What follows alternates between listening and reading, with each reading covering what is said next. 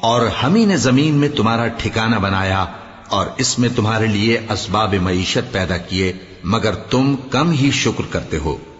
اور ہم ہی نے تم کو ابتدا میں مٹی سے پیدا کیا، پھر تمہاری شکل و صورت بنائی، پھر فرشتوں کو حکم دیا کہ آدم کے آگے سجدہ کرو، تو سب نے سجدہ کیا لیکن ابلیس کہ وہ سجدہ کرنے والوں میں شامل نہ ہوا۔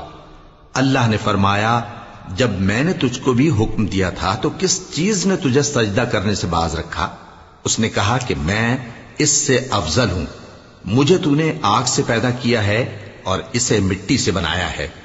فرمایا، تو بہشت سے اتر جا، تجھے شایع نہیں کہ یہاں تکبر کرے، پس نکل جا کہ تو ذلیل لوگوں میں سے ہے۔